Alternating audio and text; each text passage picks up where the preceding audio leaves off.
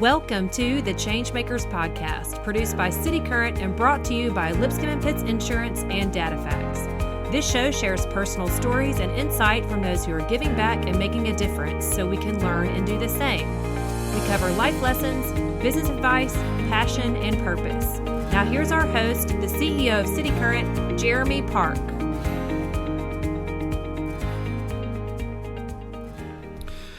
Welcome to the ChangeMakers Podcast. I'm your host, Jeremy Park. We're in for a fun treat, a little bit of a different twist when you talk about someone who's not only a change maker, but really working heavily in the human trafficking space, not just here in the United States, but around our world. So really amazing conversation. You are in for a treat. We have Victor Petros. He's a founding director for the Human Trafficking Institute and also the co-author with Gary Haugen, The Locus Effect, Why the End of Poverty Requires the End of Violence. And so, Victor, let's start out with a simple question. How are you doing? I'm doing great. I'm so glad to be here with you. You are here in Memphis, but like I said in the onset, you travel all over the world, so you are a very busy man. We appreciate you being here in our city and sitting down with us. The fun of Changemakers is we get to kind of share a little bit of your life story, and then we'll dive heavily, obviously, into the work you're doing. But for starters, tell us a little bit about where you grew up. So my parents grew up in Egypt and then immigrated to the U.S., and I ended up being born and raised in Dallas, Texas. And so that's where I grew up, and I have a younger sister who's about 5.5 years younger than me, and that was our kind of home, and we had a great experience growing up in Dallas. So did you grow up as Dallas Cowboys fans and Texas Rangers fans? And yes. Okay, there we go. Still diehard Cowboys fans. Nice, yes. Nice. Yeah. I like that. That's good. I spent 14 years in DFW, so yeah. I'm a Dallas Cowboys fan too. Talk about, with your parents, obviously with the Egyptian roots, how much of that culture has translated into, obviously, your upbringing and any traditions? I mean, kind of walk us through some of those nuances. So my parents were Christians in Egypt growing up there, and so that was certainly a countercultural thing for them. And so as a result, their faith community was very, very important to them. And so I think faith and education were kind of two big emphases in their community growing up in Egypt, and I think those were probably the two gifts that they felt were most important to give to their children. So even as I was growing up, there was a sense of, hey, I want these basketball shoes, I want this or that. They're like, well, that's actually not what we want to give you. We want to give you faith and education. Those are the two things that we really value. And so that was communicated in lots of different ways growing up. And in retrospect, I'm really grateful. Well, I was about to say that. Yeah, exactly. Those are things that you realize later in life from a mature perspective versus like, Mom, I really want those cool shoes. What on your end, sports? What were some of the things that you were into growing up, especially there in the DFW area? So yeah, I love sports. I played basketball and volleyball. I was on the swim team, and really enjoyed football. My dad, who was a physician, kind of said, "You can't. I'm not gonna go in for the tackle football." I was very upset about that. Again, in retrospect, I see some upsides of that, but I really enjoyed sports. I went to a camp called Kennecuck growing up, which is a kind of a sports camp in the Ozarks, and loved that. Had a great experience with that. And then I just really enjoyed. I had some great friends that I developed at my high school, St. Mark's in Dallas, and spent a lot of time with them, and really enjoyed reading. C.S. Lewis became kind of a big author that I enjoyed and continue to enjoy to this day. And so yeah, we had a pretty diverse set of interests. Give me one, whether it's a favorite tradition or even a favorite quote, but just from your parents. Could be a life lesson too. Keep it broad. So I had an interesting experience. My parents were both good students growing up, and I had gone to a middle school and just had transferred to this kind of very rigorous private school. It was 8th grade, and school had become pretty easy to me for most of my life. And when I transitioned to this private school, it was incredibly challenging, and I was working harder than I ever worked before. And my midterm, middle of the term report card came home, and I think I had a 1.9 GPA. I was failing history. My strongest subjects were math and science. I had D's in math and science, and I was mortified. I don't know that I think I maybe hadn't even, had a B before that. And so I was just so disappointed. And I took the card to my dad and said, here's my sort of midterm report card. And he looked at me and said, well, did you do your best? I said, yeah, I really did. He said, this is my favorite report card that you've ever brought home. Keep it up, it'll click. And that I never forgot that. That really stuck with me. And I think that was part of his kind of real ethos that, your calling is to be excellent. And if you're coasting by and doing well, I don't really love that. And if you're working your tail off and the results aren't there yet, that's okay. But I really want to see the consistent effort that you're really doing your best. So nice. that was a I must say, especially for parents in general, to have that sort of a broader, more long-term view of, hey, it's a difficult moment, but instead of trying to, kind of beat you down, encourage you and say, are you giving it your best? That's what we're looking for, because eventually you'll break through that wall and it'll click. Yeah. Yeah. Obviously, in the moment, that's tough as a parent to. Right. Okay, so talk about college, and then let's start kind of transitioning, obviously, to what you're doing today. But talk about college and kind of where you started to realize that your heart was kind of in not only law, but especially in kind of this field of human trafficking. So I went to undergrad at Baylor and had a great experience there, and really. It was when I started grad school at Harvard, I started traveling more in the developing world with some other students there. And that was when I first came across human trafficking. And it came to me in the form of one particular case. There was a 12-year-old girl whose name was Joy T, who lived in rural India. And her family had sent her to the big city for the summer to earn some money. And so she goes and she finds a job in the restaurant, washing dishes kind of in the back, and earns her summer money. And now she's getting ready to head back from this big city to her rural village where her parents are. Well, to do that, she's got to catch a train from Victoria Station in Mumbai to her village. Well, Victoria Station is one of the most chaotic and crowded train stations in the world. And so she's having trouble finding her train. And a couple of older women approach her and say, hey, are you doing okay? And she says, well, I can't find my train. And they said, well, where are you going? And she tells them. And they said, well, we're actually on that same line. We'll just show you where it is. We can walk over there together. And so she's relieved to have these women looking out for her. And they get on the train. They start chatting. They have some tea. And it turns out the tea is drugged. And so Joy T is knocked out cold. And when she wakes up, she finds herself on the third floor of a brothel in the red light district of Mumbai, where these two women have sold her for what we now know was the equivalent of about $250 American. Wow. And so from that point forward, the brothel owner says, hey, I paid good money for you. You're now going to make money for me. And she says, I don't want to do that. I just want to go home. And he says, that's not an option for you anymore. Begins to beat her with metal pipes and electric cords. First customer comes, complains she's resistant, and he uses scalding water on her. And ultimately, at the age of 12, that becomes her daily reality. She's forced to service 7 to 12 men a day, 7 days a week, in a city with a terrible HIV epidemic. And meanwhile, here are her parents over here at the rural train station, and they have no idea why she's not on the train. They don't know where she is. They don't even know how to begin to look for her. And, as I learned about that story, it broke my heart, and it also made my blood boil. How do you do that to a 12-year-old girl? I now have a 11-year-old daughter, and it's just so infuriating to know that someone would do that. And over time, learned that her story was replicated on a massive scale around the globe. And to be honest with you, that was actually pretty unhelpful information for me. I felt like learning about the scope of the problem, today there's about 25 million people who are in that sort of abuse and modern slavery. During the 400 years of the transatlantic slave trade that I was growing up reading about as a kid, there were about 12 million people that were enslaved. Today there's about 25 million. So it's more than doubled. More than doubled. And so for me, that was just, I felt myself just kind of emotionally shutting down. I think I started to feel this internal cynicism that, I don't even want to hear from the anti-trafficking groups that are working in this space, because whatever you do, it's just going to be a drop in the ocean. That's not really going to make a difference.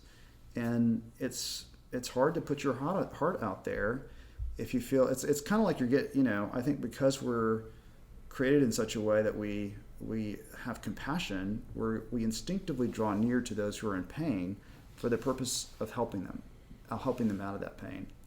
But if we start to believe there's nothing that we can meaningfully do to address that pain, then it's almost like getting too close to a fire that you can't put out. You're like, I just got to back away. I'm going to get burned. I just can't do it.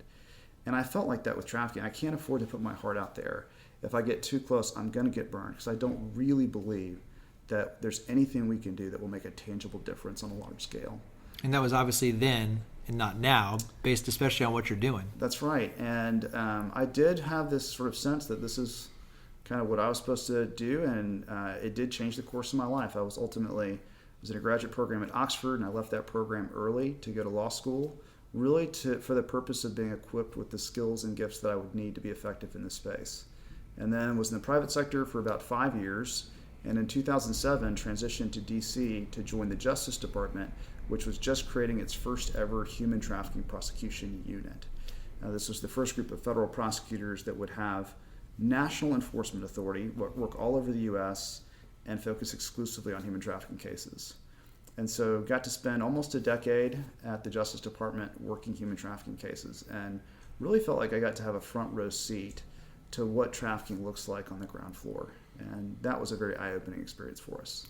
Talk about what you learned, because I've had the chance obviously to sit down with you in other scenarios like executive lunches and to hear bits and pieces of some of the things that you've been able to learn and some of the stories, and I think it's really fascinating. But especially when you talk about the ability for states and cities and such to once they realize they can put a laser focus on this, like anything, once you kind of make it a priority and you kind of put the metrics and you can grade it, you can find success with it. But really coming in with the resources, the network, the support, that created a little bit of a game changer to be able to build those relationships, but ultimately laser focus on human trafficking, which then led to results. Talk about kind of that scenario and some of the things that you learned in that process.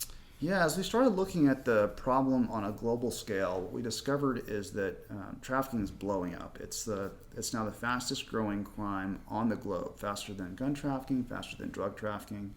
And as I spent time with trafficking victims and with traffickers who would plead guilty and walk us through their business model as they prepared to testify against co-conspirators in exchange for a reduced sentence, I learned that what really is driving this is money.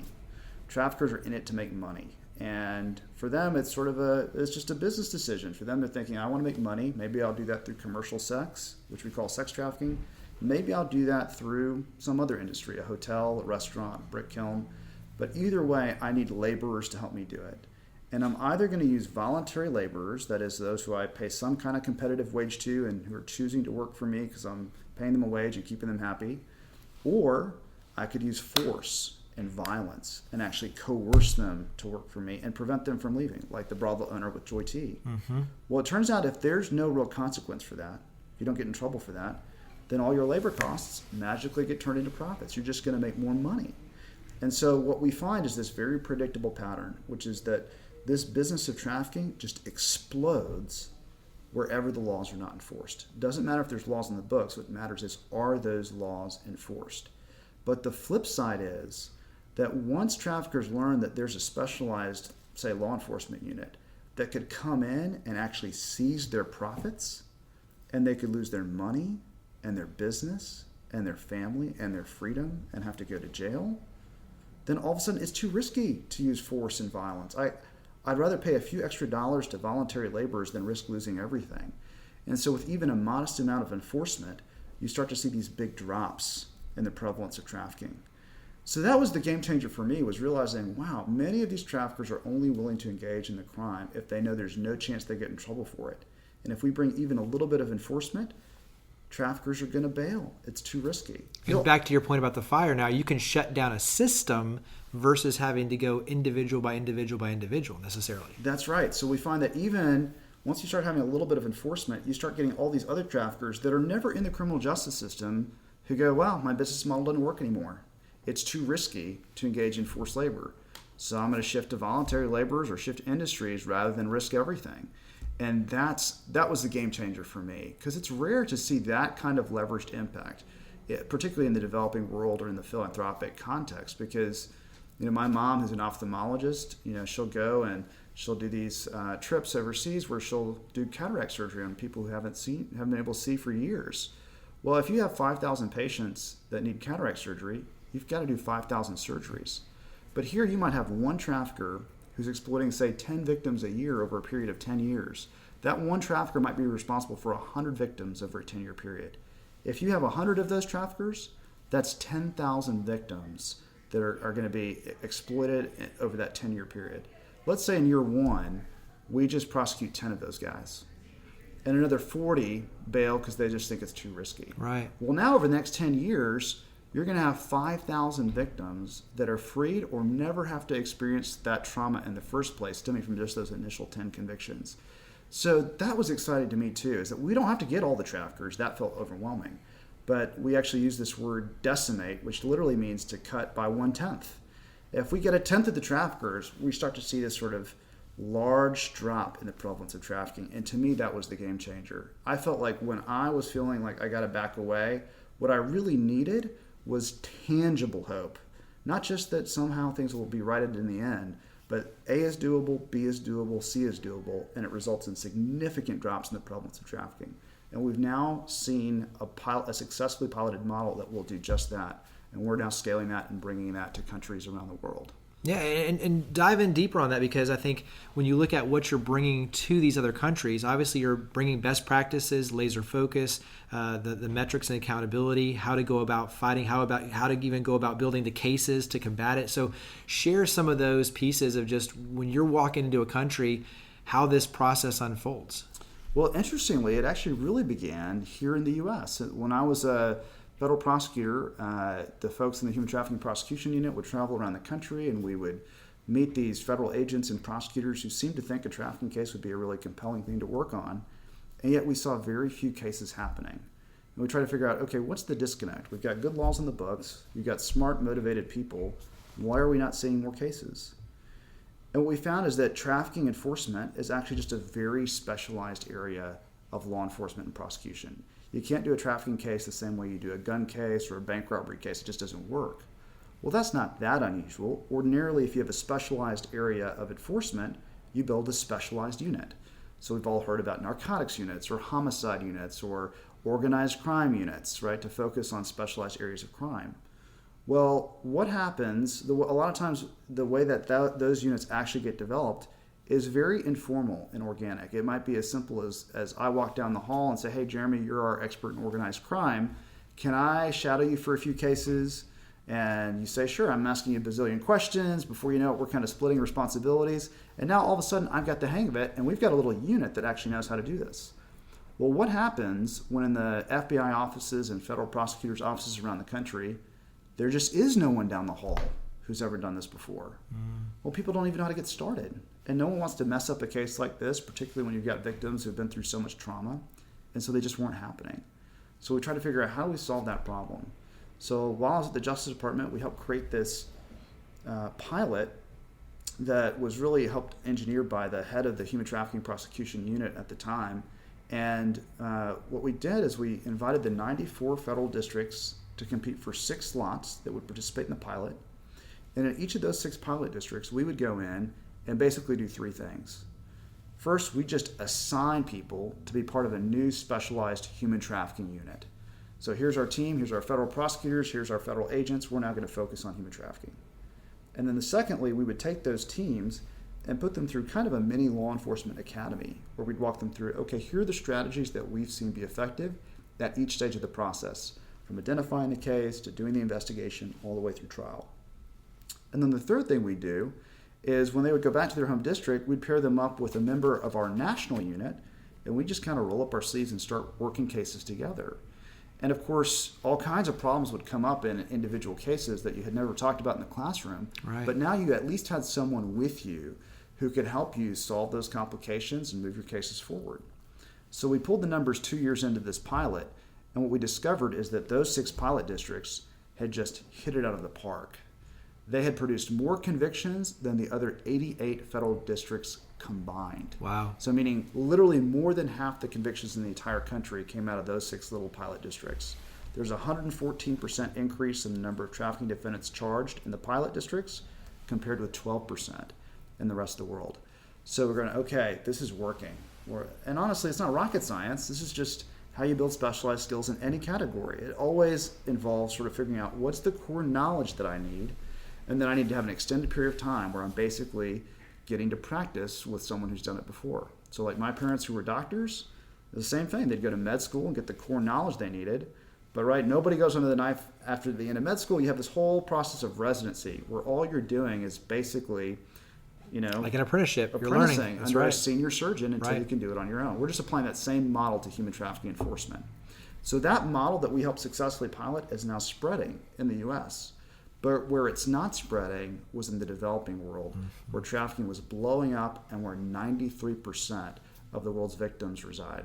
So we realized, wow, the world kind of looks like this. You've got one part of the world in the West that has 7% of the victims and almost 100% of the specialized enforcement expertise. And then you've got this other part of the world, the developing world, where there's 93% of the victims and almost no enforcement expertise. And over just the last 20 years, we've seen this huge shift in the legislative landscape where we've gone from very few developing countries having anti-trafficking laws to now all of them having anti-trafficking laws. So the laws are no longer the problem. But then it was kind of like, well, we've got laws in the books, but what if nobody cares about enforcing them? What if there's no political will to enforce them? Well, the U.S. government, actually in the year 2000, passed a law that created a new office within the State Department that's required to assign a grade every year to every country around the world on how well they're combating trafficking. And if you get a failing grade, then you're subject to economic sanctions from the U.S. This was tremendous. All of a sudden, now if you're a high-level bureaucrat, say in Delhi, India, whether Joy T is stuck in a brothel under the thumb of a sex trafficker several hundred miles away, you might not want that to happen, but you're probably not going to lose an election over it. It's probably not going to change your life that much. So it ends up in the, maybe I'll get to it one day pile. But now after this U.S. law was passed, now all of a sudden it gets moved to the urgent priority pile because it could actually affect my economic relationship with the U.S. So what happens is you start having these senior leaders shouting down the chain of command to the police and the prosecutors and the judges, guys, you have to get this fixed because this is now a problem for me. Right. But the problem was the people at the bottom of the chain are going, we don't know how. That's great, but we don't know how. Right, Yeah, exactly. The State Department's right. We've done 0 cases, which means no one here has ever done this before. There's no one down the hall. Actually, the same problem that we were seeing here in the U.S. And so we realized, wow, until we solve that problem, we can actually throw billions and billions of dollars at anti-trafficking and see very little change in the amount of trafficking that's happening. Because if the police and prosecutors don't have the capacity to respond to those incentives, then we're kind of stuck. And right now, those police and prosecutors, and I've met them, many of them showed up for their first day of work and someone slid across the counter a uniform and a badge and a baton and said, okay, now your livelihood depends on your ability to go confront the violent criminal element. And many of them receive very limited training, if any, in criminal justice enforcement. Well, telling them to go do a proactive human trafficking case is kind of like telling them to go do cataract surgery. I mean, you can incentivize them all you want. You can put $1 billion on the table. I can't do cataract surgery. I just lack the capacity to respond to those incentives. So we realized that's the last piece. That's kind of the last domino that has to fall before we start to see widespread trafficking begin to fall in the developing world. And now we have a model to actually build that specialized expertise.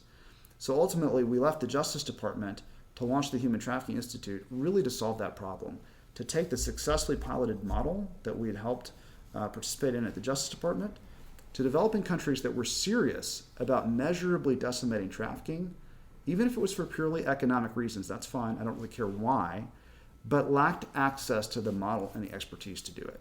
So now we enter into partnerships with these countries really to do those same 3 things, to help them vet and build specialized units and courts that will make sure those cases don't get stuck in a backlog. We'll prioritize those cases and fast track them through the system.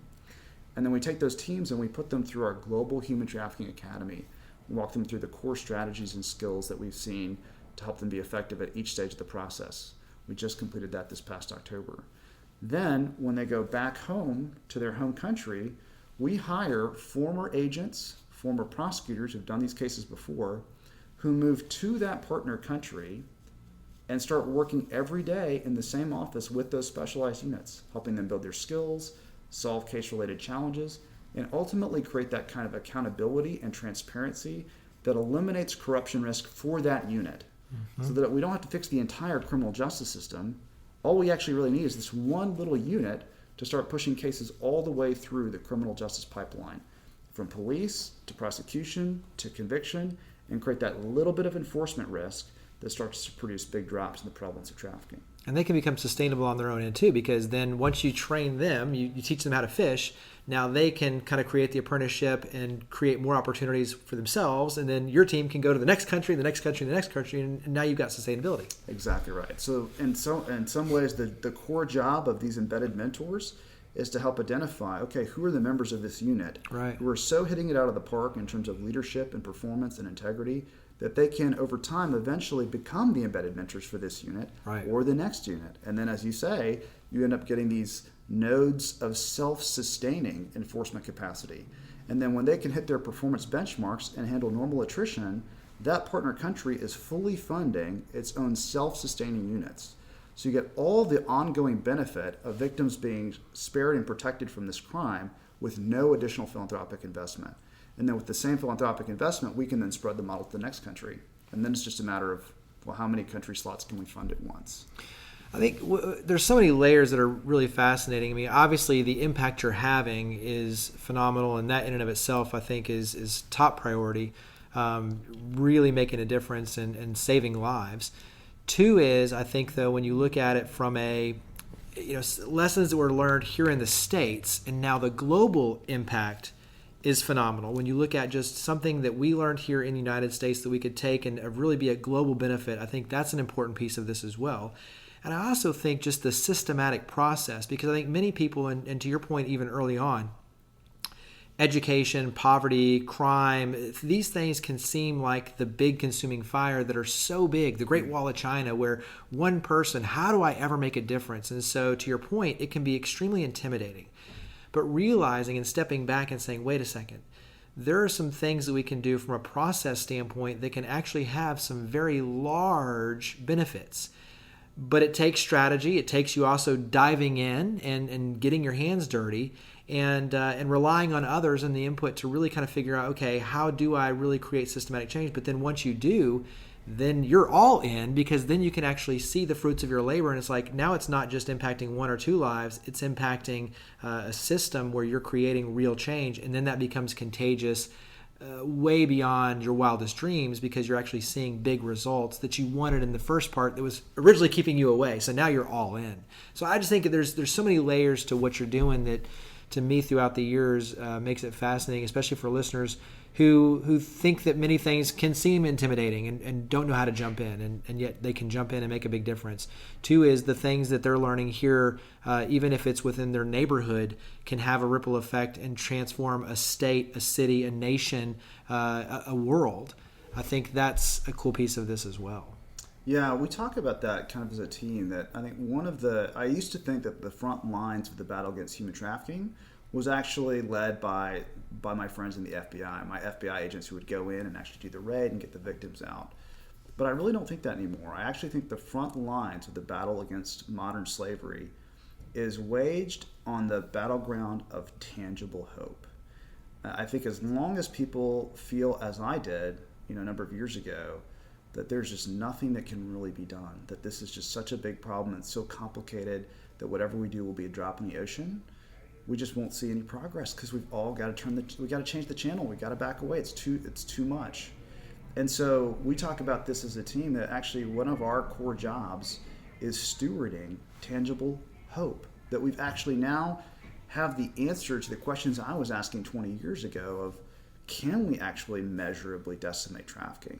And back then there were a lot of huge obstacles. You thought, wow, there's not laws in the books. Now there are. You thought, well, even if there's laws in the books, don't we need a massive cultural or moral change in the way that the entire country sees women or values these victims? And that felt like impossible. But now we've created economic, self-interested reasons for countries to do the right thing, even for their own self-interested reasons. And then it was, well, but now you got corruption. Corruption is tough. Until you fix corruption, the whole system, you're not going to see any progress. Well, now I realize actually we don't need to do that. We don't need to fix the entire system. All we need is this one little unit to start pushing cases all the way through, and that a little bit of enforcement produces these big drops in the prevalence of trafficking.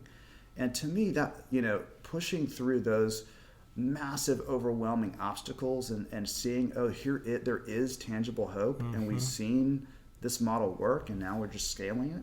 That to me is actually where the battle for human trafficking will either come to a dramatic crescendo, where we'll start to see widespread slavery fall on a large scale around the globe, or we'll remain on the sidelines and feel stuck in this sort of despair and cynicism where I was before. And so part of what I think our job, and even our job, the job of listeners who are engaged in this, is actually saying, wait a second, let's dig in and understand why this is exploding and what the models are that are measurably doing something to reduce trafficking.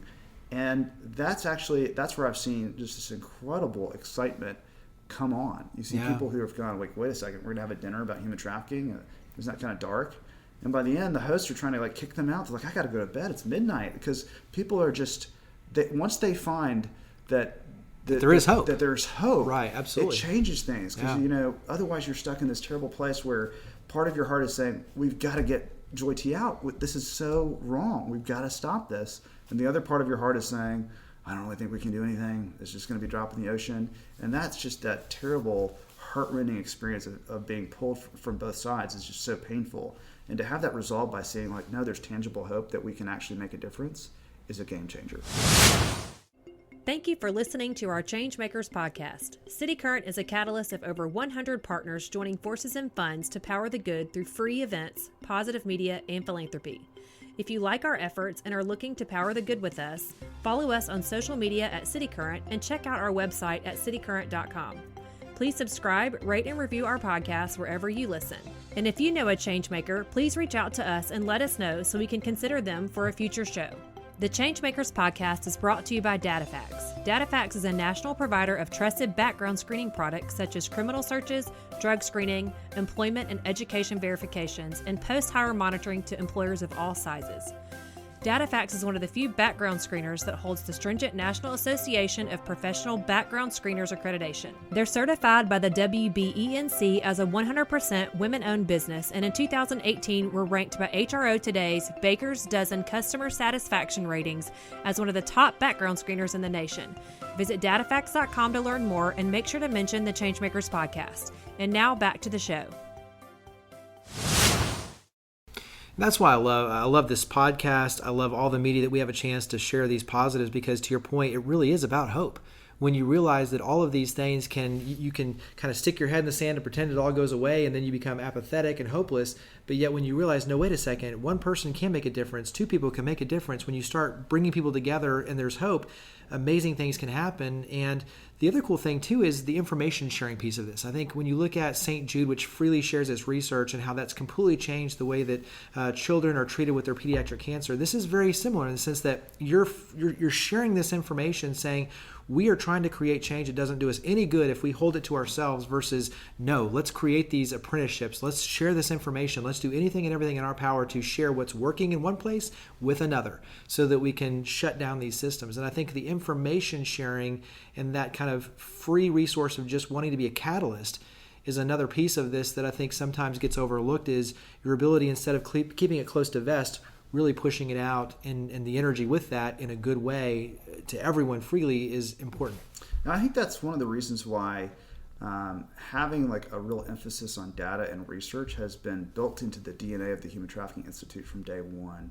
I think a lot of the movement in the anti-trafficking space is propelled by anecdote and story and emotion, and those things are important and they are motivating, but they actually don't tend to shape the larger funders that shape the market in this space. And what we realize is although it's not as exciting to fund sometimes, and it can be tedious and a lot of work, we have to have data built into what we're doing. And so even in our work here in the U.S., one of the challenges that we saw is that there just wasn't great data on what was happening right here in the U.S. We couldn't answer basic questions about, how are districts performing? What's the split between sex trafficking and labor trafficking? What are the dominant business models that sex traffickers are using and that labor traffickers are using? And so actually just this past year, we set out to solve that problem. We'd been kind of complaining about it for a decade at the Justice Department. Well, we thought, well, let's just put our money where our mouth is and try and solve that problem.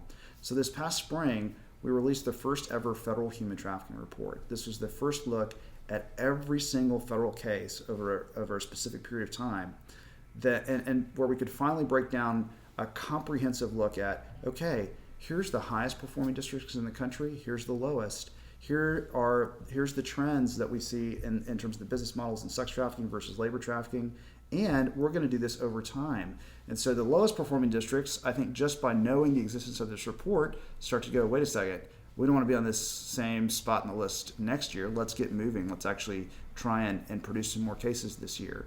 And it also allows us, as you pointed out, to bring together, we can now identify literally who are the most productive federal agents and prosecutors in the country and draw them together to say, hey, why is what you're doing working so well?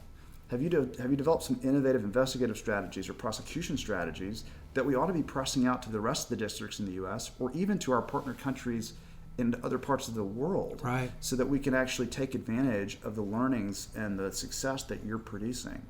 And so that's been a big emphasis for us as well. And then we've looked at, too, because we've built out this database, we can now identify every single federal case as it moves up on appeal. And the law of human trafficking in the U.S. is still very young. And so each appellate decision has an outsized impact because all the other appellate courts, when they come to that decision, look to, okay, what else is out there? So that first decision has a big impact. So we have found, we were asked about a year and a half ago to file a brief in the U.S. Supreme Court on a very significant human trafficking case that could have significant implications nationwide. But we just learned about that because we were asked to do it. Now we have a systematic process where we can strategically weigh in very specific cases to help shape and develop the law as it grows up so that we can ultimately produce a uniform and effective human trafficking law in the U.S. And then every case that happens in the U.S. is sometimes, in some ways, a crystal ball as to what will happen in other countries, just because we've done more enforcement here in the U.S. so far than many other countries. So a lot of the evidentiary issues that bubble up in our appellate courts are the issues that will be bubbling up in courts in Belize and Uganda and South Africa in a number of years. And so it kind of gives us a forward look, a crystal ball look at what's likely to be happening, years from now in some of these other contexts. So you're one of those, we could go on for hours, and this is extremely fascinating in so many different ways. Talk about, though, because I do want to do kind of a lightning round where we talk about just fun stuff that's, just favorite books and how you like to relax. And so we'll do that here in a second. But as we wrap up, obviously for 2019, give us some of the things that you're excited about for 2019 in terms of goals, objectives, new programs, new countries you're working with. What's exciting to you about 2019? Well, we've had a year of just tremendous growth. So we've almost tripled in size in terms of our staff size in the past year.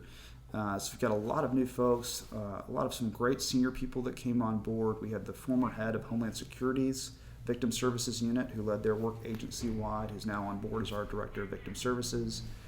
The head of the FBI's Anti-Trafficking Unit globally has come on as our Director of Law Enforcement Operations. Got an incredibly gifted policy person that's come on as our Director of Government and Corporate Relations.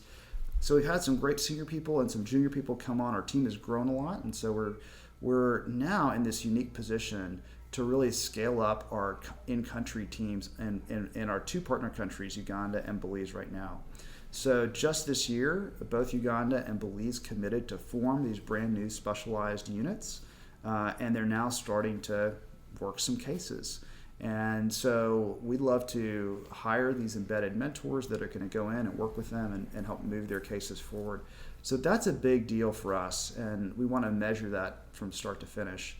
Another kind of big thing that we're excited about is seeing what we found is that I'm going to be doing this hopefully for the better part of my career, but it might take more than that. And we've realized we really need to help develop the next generation of future leaders in this space. So we formed the Frederick Douglass Fellowship, which is a fellowship designed to identify really the future leaders in the human trafficking space. And so we have third-year law students from some of the top law schools in the country, including, I guess, right here in this state, Vanderbilt, that have applied, and we're so overwhelmed with applications that we ended up just selecting in our first year the top 10% of applicants. and they're incredibly gifted. And they're people who are probably going to be hiring us in a few years. But they have said, okay, well, we want to do research in this space, but we don't know how to get started. And we'd love to be mentored by a senior leader in this space, but they're getting like 100 requests a year. And we would really love to be able to be a voice on our campus to help others understand what's going on in the human trafficking space, but we don't have the authority or platform to do it. So we said, well, actually, we might be able to help you solve that problem. So we created this fellowship, and these students spend their academic year doing 10 hours of research a week on our projects, and then we pair them with a senior human trafficking leader. So we have the general counsel at the FBI is one of our mentors, or the head of litigation in the human trafficking prosecution unit at the Justice Department. So we've got these incredible leaders who are pouring into them over the course of the year. And then each of them puts an on-campus sort of speaking event or advocacy event together, and we help them do it. So we had a couple of former trafficking ambassadors who went to Stanford and Pepperdine last year, where a couple of our fellows were, and we've got a really neat slate coming up in the beginning of 2019. So I'm really excited to see, we're now in the second round of the Douglas Fellowship, how these Douglas Fellows mature, and ultimately, 10, 15 years from now, there's just going to be an army of Douglas Fellows that are going to be in the top and most influential spaces in law and government and policy and philanthropy and private sector. And I think that's where we're going to see also this sea change. When you begin to take on an issue like this at that formative stage in your life, as I did, 20 years ago, you start to see real transformation downstream. And that's one of the big ideas that we've talked about as a team, that we want to actually be doing, operating at the root of the problem, looking at how do we not just build gardens, but orchards. How do we actually do things that are going to be, they might take longer, but the fruit that's produced from them is lasting, and it's just harder to tear down. Well, let's switch over and talk about kind of just it's a lightning round. There's no special music or insertion, whatever, but it's just short answers, short questions, or short questions, short answers, and then we'll wrap up with contact information and getting people plugged in. But first one is, give us a recent book you've read. So I just finished reading the Narnia Chronicles with my kids and with a friend, one of our friends, and that's been so rich to re-enter into that great series. I really recommend it. Reading it as an adult, if you haven't read it since you were a kid, it's so rich. It's been really fun to read that out loud with them. Very cool. What recent movie or TV show? We just watched The Family Man, which is one of my favorite Christmas movies. It's an old movie from 2000 with Nicolas Cage and Téa Leoni. I'm not necessarily typically a Nicolas Cage fan, but in this particular film, it's a really beautiful film that's kind of off the beaten path, but it's really a fun film to watch over the Christmas holiday. All right, nice. What do you like to do to relax? So for me, I really I love being in places of great beauty. So often that's the mountains for me, or being out on the water. Those are times where I really those are kind of just soul restoring times for me. So I really enjoy that. Give us something. It can be like a favorite place to visit or a thing to do with you and your family. So just about a year ago, we had a friend who is working at a private school on the Eastern Shore, and he loves to sail. And so he invited me and my kids out to go sailing with him, and he's kind of taught us some about sailing, and that was just so fun to get to be on the water with them. And he gave my kids some real responsibility to do stuff in the boat, and they just loved that, and that was really fun. It was beautiful to be outside, great to be out on the water, and to actually learn a skill about how to Absolutely. sail. So did they have to do like the drumming or any of that kind of stuff, or were they good? No, they were good. Nice. Good. Yeah, nice. They loved it. What? Where's a favorite restaurant? And it doesn't have to be even where you live. It can be anywhere you travel. So give us some favorite places to eat. That's a good question. There is I always love steak. It's one of my favorites. I don't get to have it a ton, but there's one of my dearest friends, a few of my dearest friends, took me out for my birthday to Bob's Steakhouse in Dallas, which was just a treat. I hadn't eaten there in probably 20, 25 years, and it was just buttery goodness. It was so good. I loved it. It was just amazing. So that was a great treat. So you're talking about like, did you do the stockyards and all the stuff in Fort Worth and do like when I was a kid, even really fun, riding the mechanical bulls and all the cool stuff there? I mean, there's so many just kind of, I don't know, just traditional things, Spaghetti Warehouse in downtown Fort Worth and all those types of places. That's good. Nostalgia. All right, so give us a favorite place on your end in terms of where you've been able to travel. Give us maybe one or two favorite places, other countries, cities. Where are some favorites for you? So I got to spend some time in South Africa right after law school. I spent some time working with their National Prosecuting Authority. They were just starting to think about trafficking, and I got to do that right after law school and just fell in love with South Africa as a country. It's just a beautiful country, such terrific people, and the history is so rich there, and it's also just a place of great physical beauty. Driving along the garden route and seeing some of the great beauty of Southern Africa was just very inspiring and beautiful to me. So I really enjoyed South Africa. It's one of my favorite places that I've traveled. Favorite quote or inspirational message, something that you either, I don't want to say live by, but just something that kind of drives you? This is something we talk about as a team a lot too. We talk about this idea of physical presence matters. That even though we're in a digital world and there's a lot of efficiencies that can come from that, there's still something incredibly powerful and something different that happens when you're physically present. Whether it's in your life as a parent or in your marriage or in your work, just showing up. When we show up on the ground, things really begin to move. And so that's just kind of one of our core mottos or emphases at the Human Trafficking Institute, and that I sort of apply in my personal life as well. I just find that physical presence really matters, and so that becomes a big emphasis of what we try and do. So that's a great life lesson in and of itself.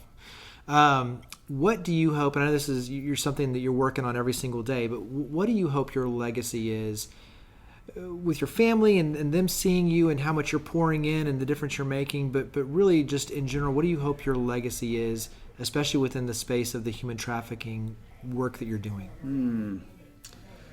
One of the things I talk about with my kids a lot is what it means to have courage. And courage, we talk about, my kids could have told you this when they were 3 or 4, courage means doing the right thing even when it's hard.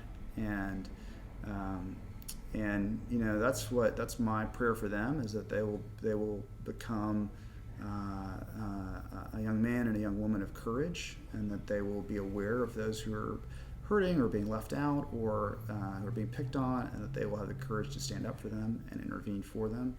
I think they've both been given gifts of leadership, and we talk about that's a gift to serve, not to take. And we want them, and so I want them to be active in using their gifts to serve others and to protect others from abuse. And so that's just sort of one of the legacies that I would love to see my children carry forward, and a legacy that we would hopefully carry forward in the human trafficking space. But when it comes to the human trafficking space in particular, I think one of the things that can sometimes be lacking in the nonprofit sector, which is a new space for me, is just having incredible focus and clarity about what it is that you do really well, developing that expertise, and then partnering with others that are equally focused and operationally disciplined on what they do well, and then collectively kind of providing a holistic response to human trafficking.